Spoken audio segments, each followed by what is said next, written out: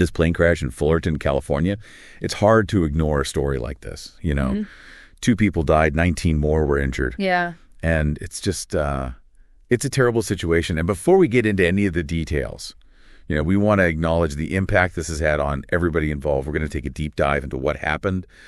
We've got eyewitness accounts, air traffic control audio, some expert opinions. Right. Really try and get a handle on how this could have happened. And you might be surprised at some of the details that emerge as we examine all this stuff. Yeah, it is interesting. I mean, we have so many pieces of the puzzle here. It's not just a dry report. We get to know a little bit about the people involved. We even have some input from someone who knew the pilot personally. Yeah, the human element really comes through. We know the victims were Pascal Reed and his daughter Kelly. And the girls' soccer team at Huntington Beach High School, where Kelly was a student, they put out a really touching tribute. They talked about what a caring person she was, always putting others first. And they mentioned that her dad, Pascal, was always there at the games supporting her. So it really highlights the loss for the entire community. Yeah, it does make you stop and think, you know. Behind every aviation incident like this, there are real people whose lives are changed forever. Absolutely. Yeah. Okay, let's get into the flight itself. The air traffic control audio is pretty intense. At first, you can hear the pilot. He sounds calm but stressed. He's saying he needs to land immediately. And there's a back and forth about which runway to use, runway 6 or runway 24.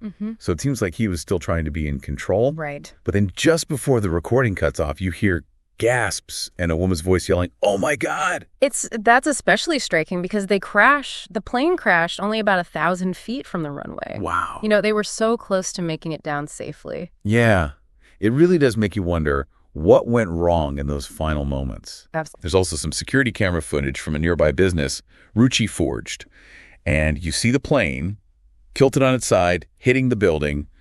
It's a furniture manufacturing place. Yeah. And then there's an explosion of black smoke. It's pretty scary to see how powerful that impact was. Yeah. And this kind of brings us to the plane itself, right, which I know you have some information about. Yeah, this is where things get really interesting. The plane was a Vans RV-10. And it's a home-built aircraft. It's a popular one. It's sold as a kit. We were fortunate to get some thoughts from Tim Olson, who's an aviation enthusiast. And he actually knew Pascal Reed. Okay. He described him as very diligent, responsible pilot, but also someone who's very careful when he was building the aircraft. Interesting. But what makes Olson's perspective really unique is that he himself has flown an RV-10 for over 1,500 hours. Wow. He's even flown at long distances, all the way to the Cayman Islands. So his experience isn't just theoretical. Yeah, that's important context, right? It tells us that when it's properly constructed, properly flown, the RV-10 is a capable aircraft, perfectly safe even for, long flights. Right. This makes the outcome of this particular flight even more puzzling. It really does. The FAA is investigating. But their initial report simply states the plane crashed under unknown circumstances. So we're left with a lot of questions. Hopefully, as the investigation goes on, we'll get some answers. But I am curious. I mean, based on Olson's experience with this type of plane, what aspects do you think investigators will be looking into?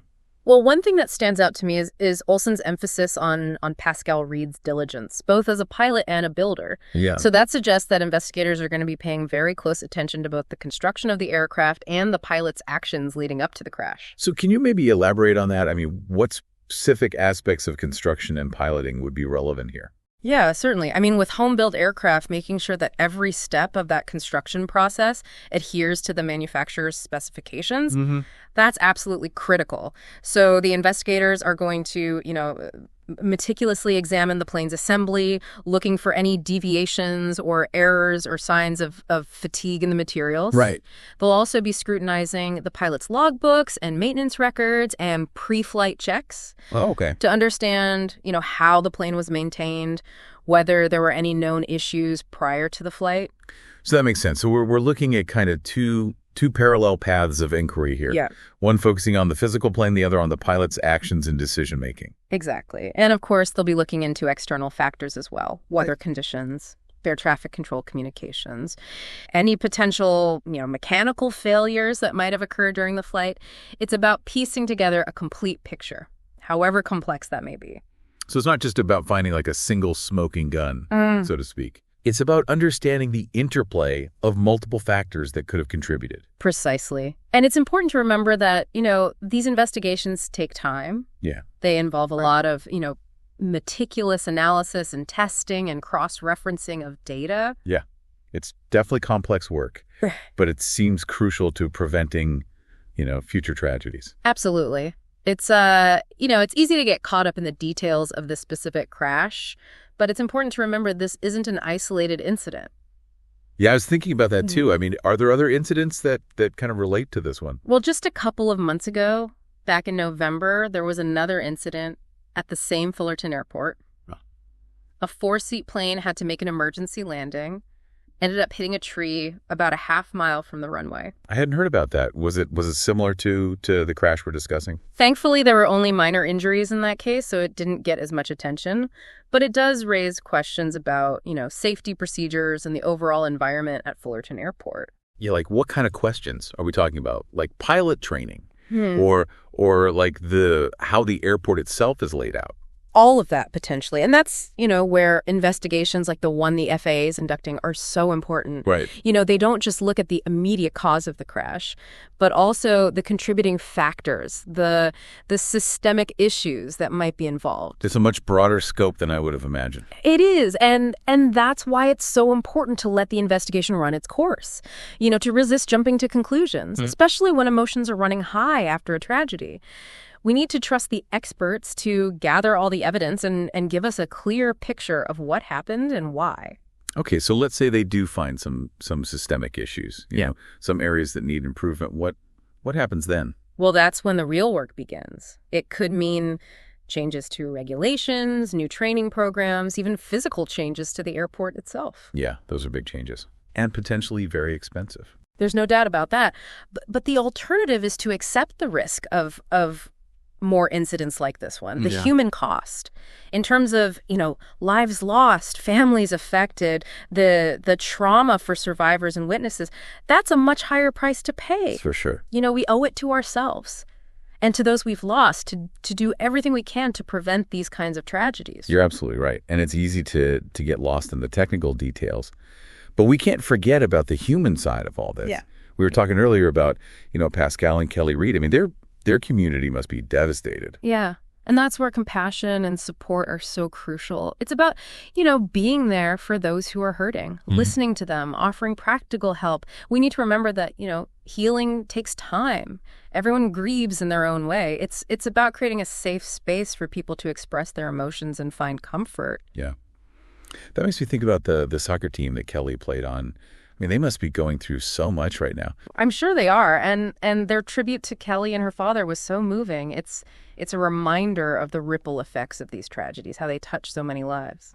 So to bring this part of our conversation to a close, I think it's clear that while we can't bring back those who were lost, we can honor their memory by learning from this crash and working towards a future where these kinds of incidents are less likely to happen. Absolutely. We've talked a lot about the investigation, the search for answers, but there's also the human element, supporting those who are grieving. Even small acts of kindness can make a difference. That's a good point. We've covered a lot of ground in this discussion, but there's still more to explore. In our next segment, I want to shift gears a bit and look at how incidents like this one impact public perception of general aviation, especially when it comes to home-built aircraft. I think that's a really important topic to address. There are often a lot of misconceptions surrounding home-built planes, and this crash will undoubtedly raise questions in people's minds. We've talked about so much with this crash, the human impact, the attempt to land, the investigation, the potential for improvements, but it makes me think about something else too. How do these kind of incidents affect, how people see general aviation? Especially when it comes to home-built aircraft. Yeah, I mean, it is a natural reaction. I mean, when something like this happens, it's bound to raise concerns, even for people who aren't directly involved in aviation. Yeah, and I think there's often this perception that planes built at home are inherently more dangerous than commercially produced ones. Right. that is a common perception, but it's not necessarily accurate. The FAA actually has very strict regulations for home-built aircraft. Okay. The kits themselves are thoroughly tested, and there are multiple inspections throughout the building process. So it's not just a situation where, anyone can just put a plane together in their garage without any oversight. Not at all. In fact, some people would argue that home-built planes can be even safer than commercially manufactured ones because the builders are so passionate and meticulous. They take real pride in their work. That makes sense. I mean, they're not just building a plane, they're building something they've dreamed of. Exactly. And because they're involved in every step, they tend to be, incredibly knowledgeable about their aircraft and how to maintain it. But how do we square that with the fact that these tragedies do occur, and sometimes they do involve home-built planes? Well, as we talked about earlier, pilot error, maintenance issues, external factors, all of these things can contribute to accidents, regardless of whether a plane is home-built or commercially manufactured. So it's really about considering, everything, not just focusing on the fact that a plane was built at home. Precisely. Aviation safety is complex, and it's important to avoid generalizations or jumping to conclusions based on a single incident. That's a really important point, especially when information spreads so quickly these days.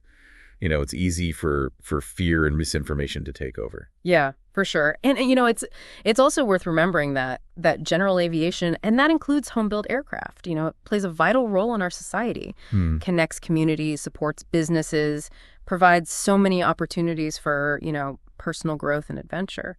So while it's right to learn from tragedies and understand the risks, it's also important to acknowledge the positive aspects of general aviation and appreciate the passion and skill of the people who make it possible. Yeah, I completely agree. Looking forward, I think the key is to create a culture of continuous improvement in aviation safety. Right. One that's based on data, collaboration, and a shared commitment to protecting lives. Well said. As we finish up this deep dive into the Fullerton plane crash, I'm left with this kind of a mix of sadness, obviously, for the lives lost and the families affected, but also a sense of hope that through, investigation and education and working together, we can make general aviation even safer for everyone. I share that sentiment. And if this conversation has sparked your curiosity at all, I encourage you to keep exploring, the world of aviation, learn about the safety measures in place, and maybe even consider getting involved yourself. After all, aviation is about more than just planes and technology. It's about the human spirit, the drive to explore, the dream of taking flight. Thank you for joining us for this deep dive. Until next time, keep looking up.